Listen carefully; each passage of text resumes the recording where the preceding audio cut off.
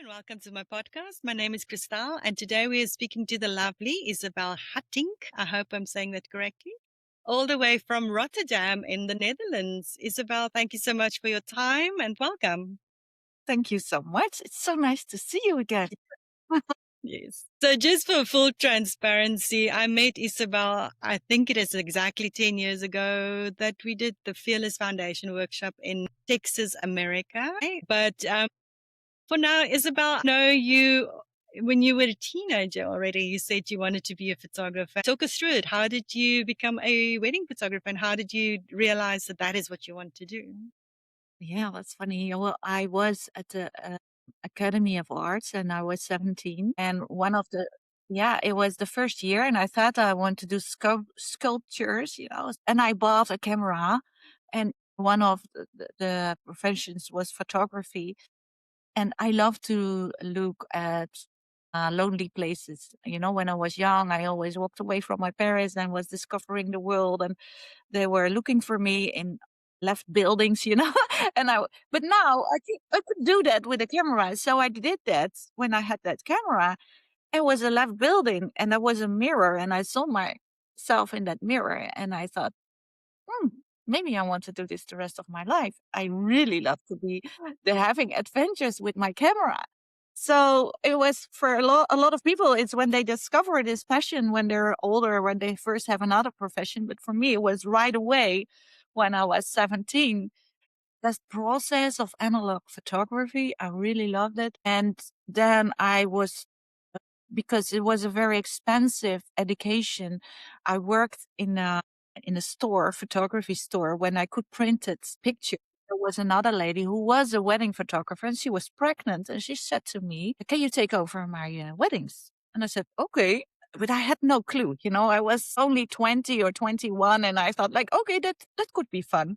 I had no feeling for responsibility. So I took over immediately 20 weddings and I thought, this is so nice. I really loved it.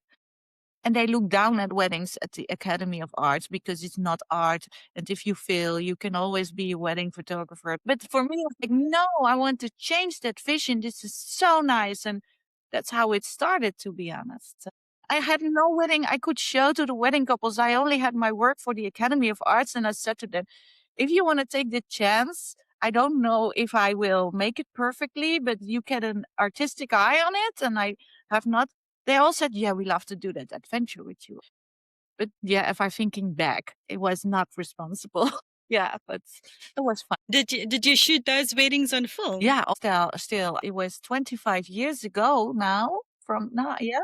So I think the first 5 or 10 years I shoot on film all my weddings. Yeah.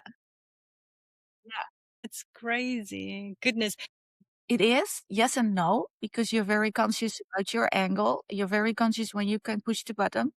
So, but when you get that freedom, you're so stuck into your own system for 10 years. You have to get rid of that because you're still thinking like, okay, I only have two pictures. I want to do it horizontal, vertical. And that's not the good mindset. Building on a picture is totally a new way how you can approach a situation, a moment. And then I make like 50 or 100 pictures of a great moment. But before I couldn't, and to let that go, that was really a struggle the first 2 years. And I was shooting like a videographer the first 2 years because I had too many options. And yeah, then still you have to go back to your system. But it's the balance is away then in the first 2 years. Okay, so Fearless Photographer of the Year, second in the WPGA. So being the wedding photographer of the year, how did that change your career? It changed for the opportunities, not about asking more for my weddings. Well, you can ask maybe a bit more, but not like this extraordinary amounts difference than before and after. But I never had it on my website. Now I have, but in the beginning I didn't told people that. Of course, I exposured it, like being best wedding photographer and of the year and stuff. But my clients did not always know that I won all those awards because I wanted that people choose me for my pictures and not because of a title.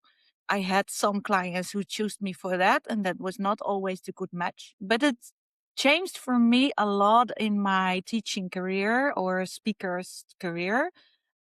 I could go all over the world to have talks and also give workshops, and I'm still doing. But after COVID, it collapsed a bit. I also had some weddings like in Bali, in Jerusalem, in Boston. That was because I was Fearless Photographer of the Year. So these extraordinary big weddings in Mexico City also, that was because of Fearless. But there were just a few, but I loved that adventures. There were big things in my life. Yeah. Yeah. Can imagine. Wow, Jerusalem. That must have been, that's So I really got in touch with the culture and also in Mexico and also in Jerusalem. So, and also America, like also that's totally different. And I love to see the cultures itself. That it's not the Dutch people who are getting married in Bali. That's also awesome. But really the traditional things that you would never ever see in your life otherwise. you're very much a documentary type of photography, and that's very important to you that you attract the right clients. You can sense that in your website. Yeah, I do. I do portraits during the wedding day, of course, because I also recommend that. But the approach of the most of the day is documentary. It's not that I have photo sessions of 2 hours posing, but just in the between. So sometimes like 30 minutes. So most couples, they don't want this fully big photo session. And I love it to get to know my wedding couple a bit and I ask them questions. So I have to know if we're on the same level about how we see photography and if we have a connection. And I never say no to clients because if I don't think it's a match, I make them say no. Do you think that I'm the right photographer for you? That's then the question. But most of the time, my website's very clear. I don't have to tell that.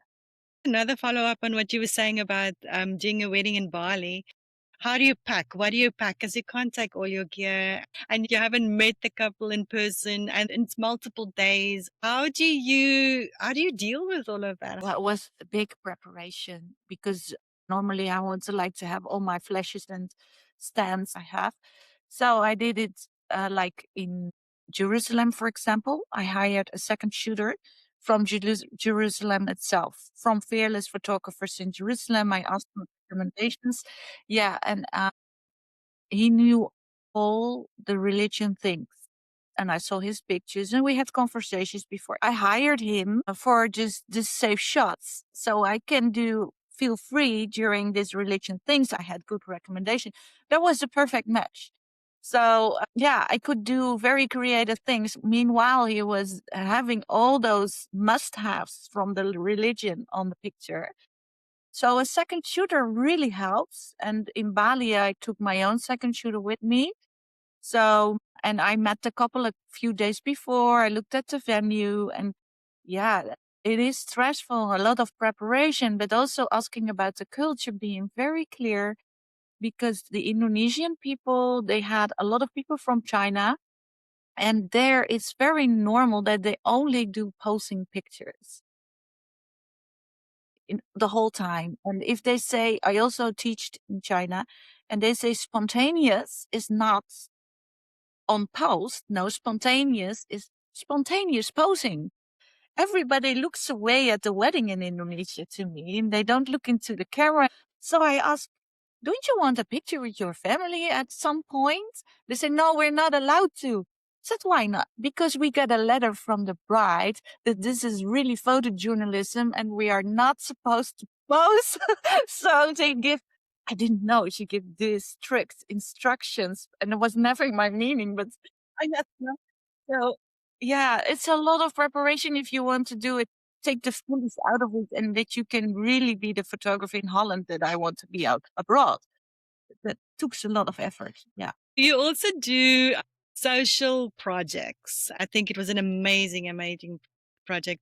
Two things. I don't know what a silver camera recognition is or award is. So just tell us what that is. And also, how did this come about? Tell us about the project. Yes. Well, in COVID, I lost all my work and I thought I never had this view on my own city. I was always focusing on the world and abroad. Maybe I can do something for society in my own city. So I met the right people, and then we had the idea to make pictures of the street barbers who doing a haircut for the homeless people. And I thought I doing some portraits, the before and the after, but that was not my style. I made pictures of the full process, and then it became an emotional story. Like, first of all, on the street barbers, they approach them and they feel ashamed. They don't want to be on a haircut because they haven't had a shower for a couple of weeks, and then went with some connection, offering them a cigarette or something. They're like, okay, I want a haircut. And then they touch the people with this haircut without gloves. So those people are not touched for maybe weeks, but you see the difference in their body. Like, they get so relaxed, and sometimes they fall asleep because a human being needs some touch. And you see they're relaxing and they're having fun, and suddenly they're like, well, they melting, like, this mask is off. They're feeling free. And then when they look into the mirror, they're proud again. They feel proud, and they are so thankful to them. And even after those haircuts, people are now having the courage to call their family, applying for a job, that kind of stuff. And I thought, this is the story I want to tell. What this little haircut can change somebody's world. And I never had the intention to apply for the Silver Camera, because I had this project with Handen van Humanitas. That's like I don't know, an organization that wants to make this visible. Our idea was to sell the pictures, and with the money we could buy a bus to approach the homeless people under the bridges, that they can reach them in a better way than walking on the street. And that helps. She did an auction, this lady, and we had 35,000 euros for these pictures. Yeah, a swatch of all the brands, they bought the pictures. And I never thought that could happen, because I thought, who wants a homeless people on the wall? But they say we feel seen, that our profession really does matter and can change lives. It's crazy how something so small that can change. And what really got to me is that you said, like, afterwards they feel so proud. And what you see, people can lose everything, but you can't take that off their proud. So it doesn't matter. If you live on the street, you can still be proud. And I loved it with this. For me, it was a big inspiration, because I never, we make clients very happy with our photography, but being meaningful in society, that you really can change one thing with your photography as a ticket, your camera as a ticket to change something on your own for people. I never felt that power, as a photographer, that we have this ticket, this thing, and the camera, and then we can do things with it. Not only making clients very happy, but we can change something. Your documentary style, your photos, feels very observant, obviously, as a photographer, but it's also intentional. So for weddings, there's sometimes a lot of chaos, a lot of things happening at the same times, but it feels like you are in the chaos, yet know exactly what you want to shoot. I'm saying that because your framing is not lost. There's so many layers of stories. How do you approach that? Do you wait for the moment to happen? Talk us through that thought process. Yes, first of all, I observe the people and the wedding. There are always two best angles in a room. One best, and then the second, and maybe the third. So I'm very lazy. I just stick to one position. I believe in it, and I'm waiting. That's what I learned with foundation workshop, this waiting stuff. And I think I own the waiting. It's like also this resting point, because I'm very full into it and give all my energy away. But I relax during waiting and waiting for the goals. I just feel it. You really need a good connection with the wedding couple. That's the first thing I'm working on. you have to feel the picture, this connection. And if it's a couple that it's hard to feel connection, then my strategy is like, okay, I think it's interesting what happens. Because if I don't feel it, it's not mine. It's like, it's interesting what's happening right now. And I'm observing all the characters, and I am a person who always looking for body language and mimics in the faces. I love character. I love psychology in photography. I love behavior of people. That's my passion, maybe more than photography. Because I love it that we have a grumpy grandmother. I love it that we have an extravert friend of the bride who is having a big mouth with their pink dress, you know? And I see those characters, I just see it, and I hope it will come together in a frame. And I'm like anticipating on situations. But maybe this could happen, or maybe that. But with my connection, have to be in the flow of them. If they go fast, I have to go fast. If they're very slow, I go very slow. But I have to be steady, and not all over the place, because you lose your connection if you're all over the place. You have your position in the room too. It's like a mental thing. And then it's just hunting.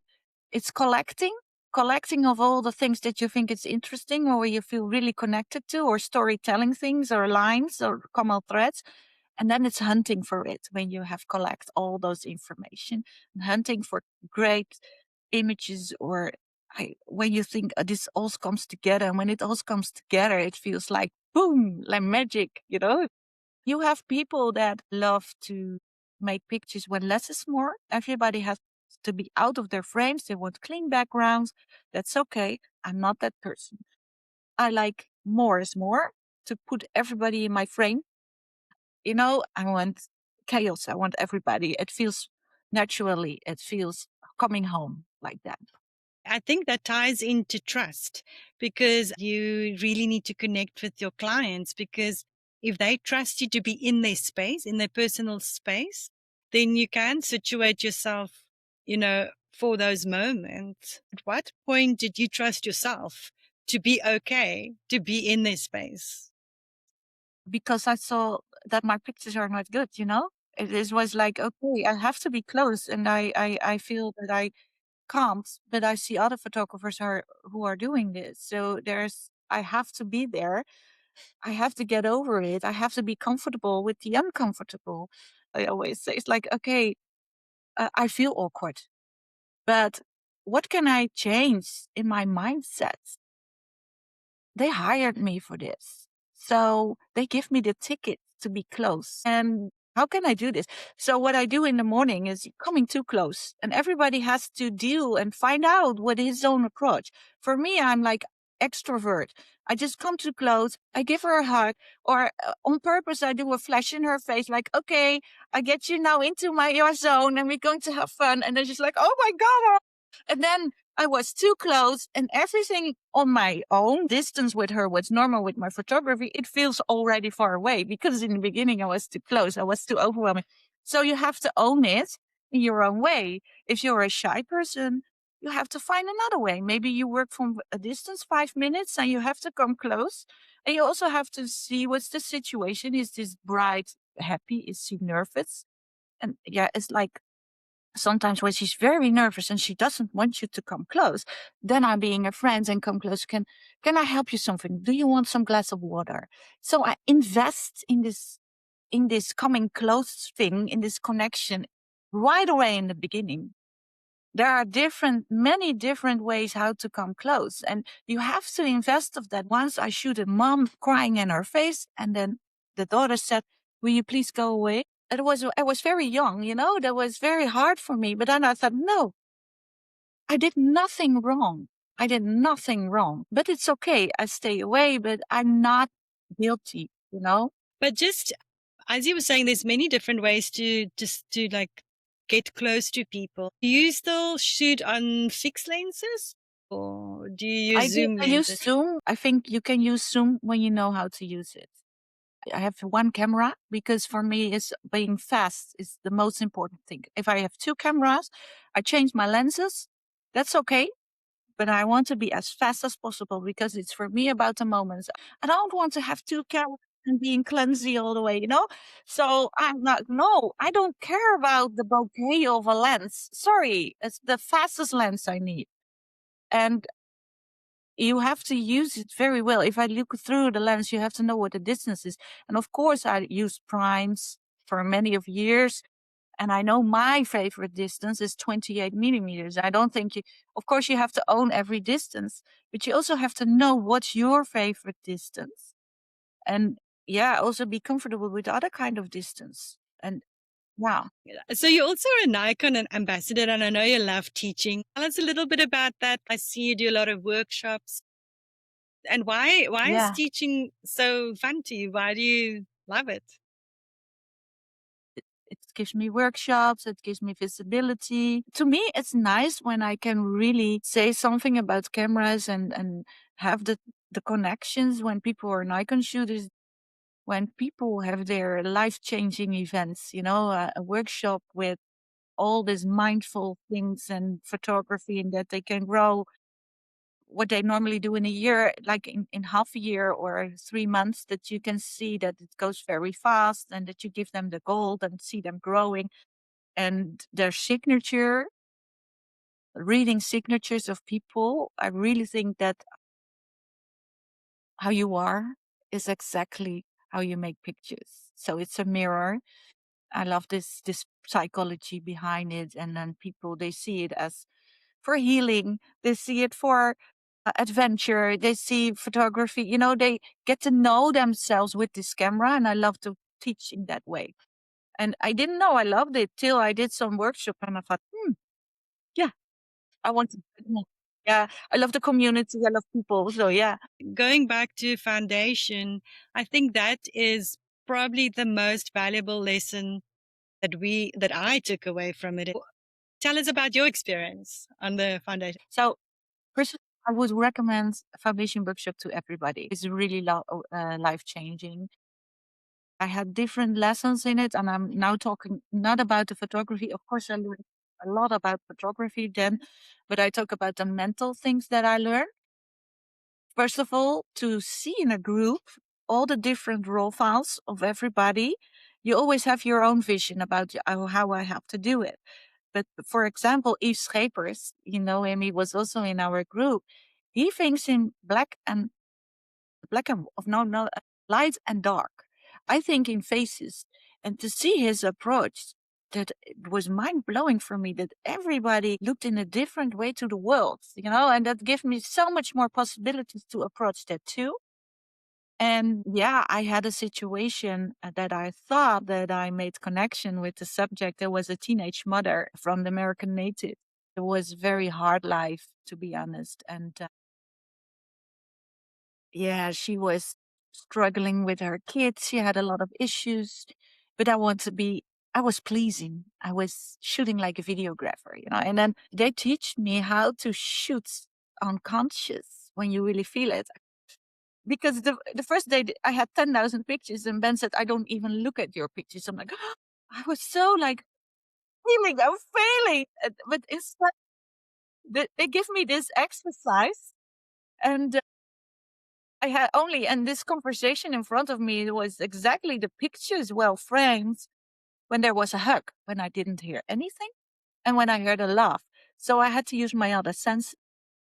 And this really helped me to really feel and connect and help the other sense and being aware of my other senses to make pictures because we're shooting like a headless chicken, they say, like, you know, like, and I was doing, and the second day was totally different. Yeah, it was, I still have that I think situations in my life or photography that I think, that I learned it already with foundation workshop, but I can approach it in another way because it has so many layers. When you come to new situations in your life, you think, oh, that lesson was already there. It was like an anchor of my creative, my creative life, my how human being for that. It can still come back with lessons. I think still. So, yeah, We spoke about this quite a lot about how to make your clients feel comfortable. You also do boudoir photography. another whole level of being comfort with your client. How do you create that sort of comfort with your clients? I know it's got a lot to do with trust. Yeah, it's also an experience for them. So I talk with them about more the creative things, like what is the atmosphere that you love, what kind of lingerie or what kind of environment do you love. The most what I love is outside boudoir. It's more like making art. That's what I love them. I just love to see it as art, to be honest. It has to be sensual. And to be honest, I don't like that so much as documentary photography because it's creating.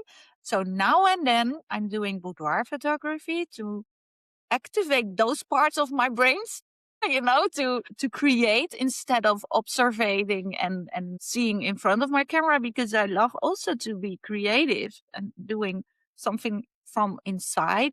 For me, beauty is being vulnerable. I think people are beautiful when they're very vulnerable. I really touched me.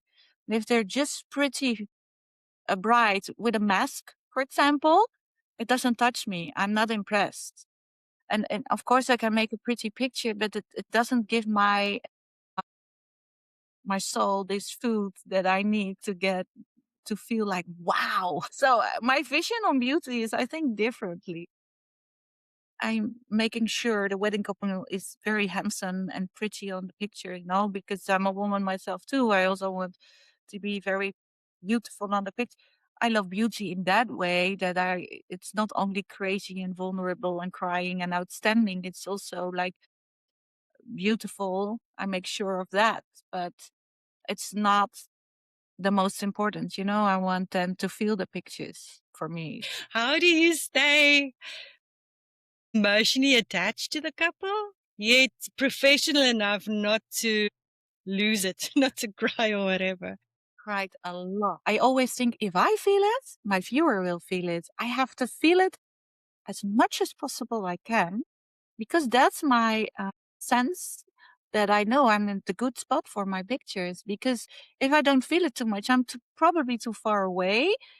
I can be far away and seeing emotions, but I still have to feel that I really comes in.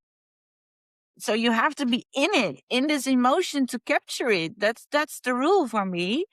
And not always too close, not too far, but really get this special distance that you still feel it. And then I cry. I teach myself to keep on making pictures while I'm crying. Sometimes the wedding couple sees that I also have a tear and they feel connected because they feel like, wow, she sees us, what we're going through. She feels us. And that's important also for the connection. I'm not ashamed of showing my own emotions. Talk us through like a period where you were going through something, a season, whatever, and how that affected your photos. Yeah, well, when I became Fearless Photographer of the Year, 3 days after it, I decided to divorce. I had this title, and then what? It felt like, okay, all those weddings after it, I didn't felt them anymore. It felt not real. I felt a lot of grief. Besides that, I decided to do a free project for myself, shooting people who are just falling in love, who are going through a divorce. So I like to make pictures of the full circle to accept the weddings again. So that is a part of the circle. And that really helped me to love weddings again, because I really felt like maybe I will quit. And I loved the photography life and the opportunities and to see all those cultures and to give workshops in China, for example. But shooting the wedding itself with the emotion was very confronted. So it helped me to shoot also pain in this circle of love.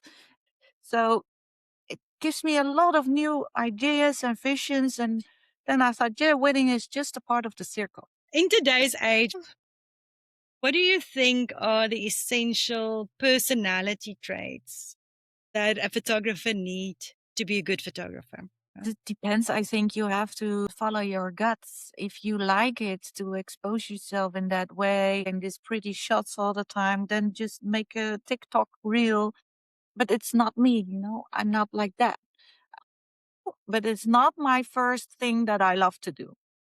And I rather love to show my pictures than being myself on the camera all the time. But it forced us to show ourselves as the fancy, happy, nice photographer who is so nice that you want them on their wedding. And I'm like, no, I'm not going to do that.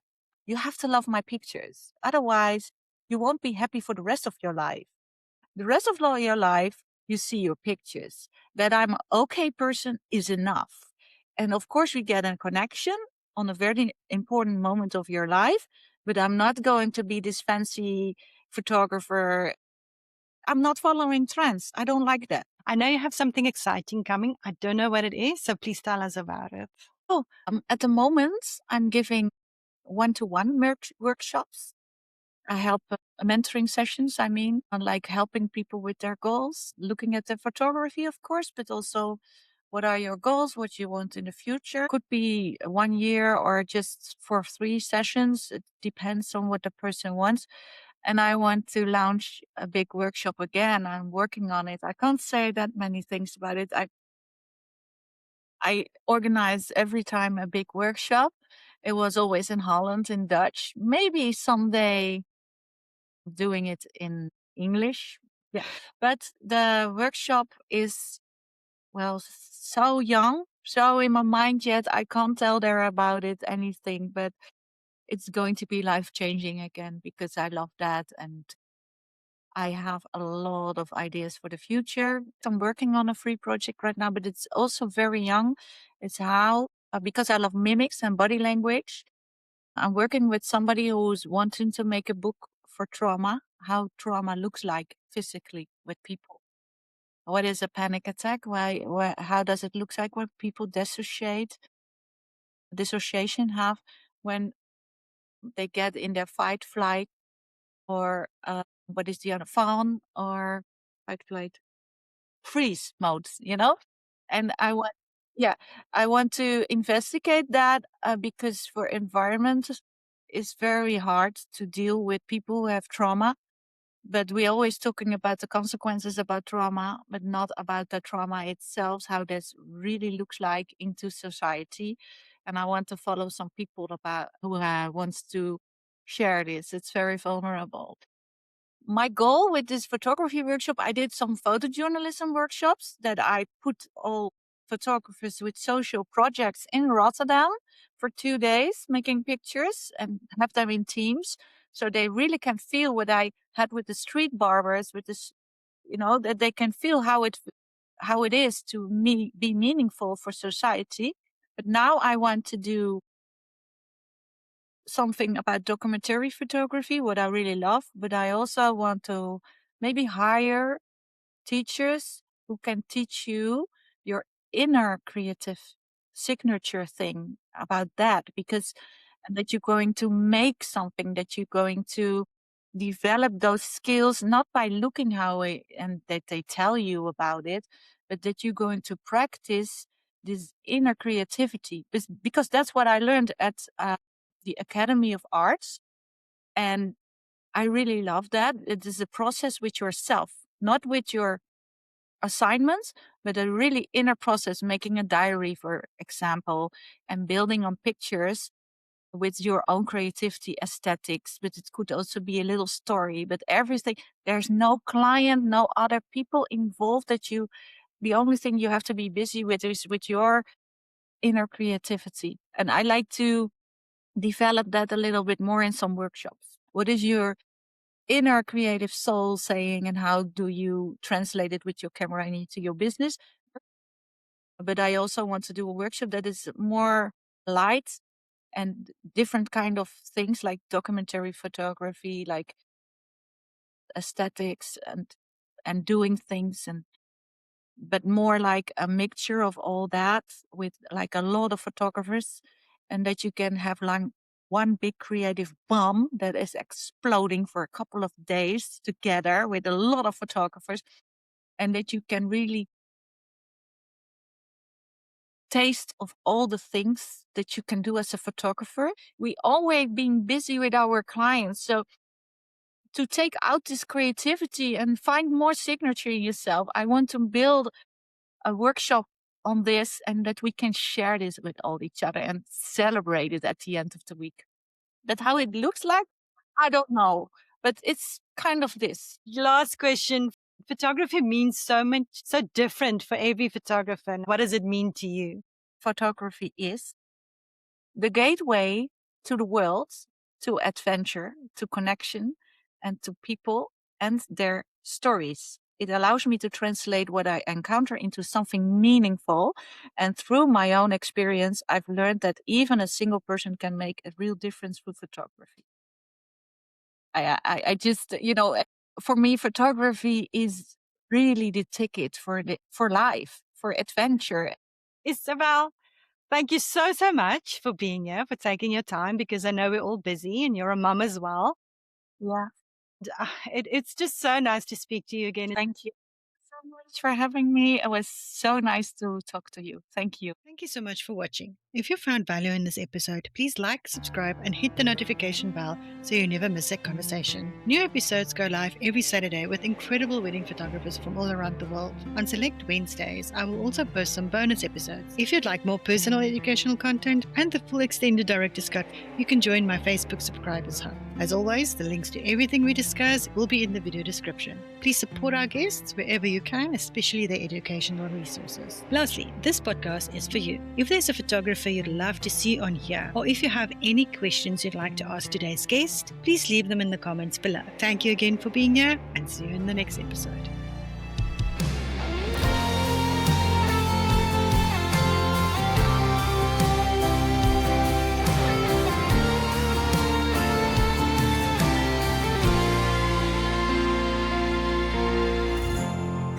When the storms of life appear, guard your heart and do not fear. Trust the one who lifts you high, who gives you wings of faith to fly. When winds and waters roll and your tower shakes to the core, when the walls fall piece by piece, my steadfast love will never cease.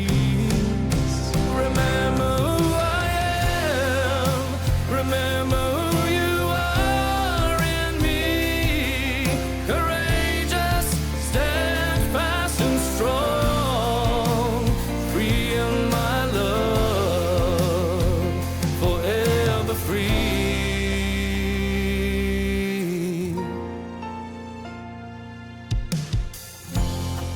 When the shadows steal the light and the endless maze is dark as night, take my hand, don't let it go. Through the storm my grace will show.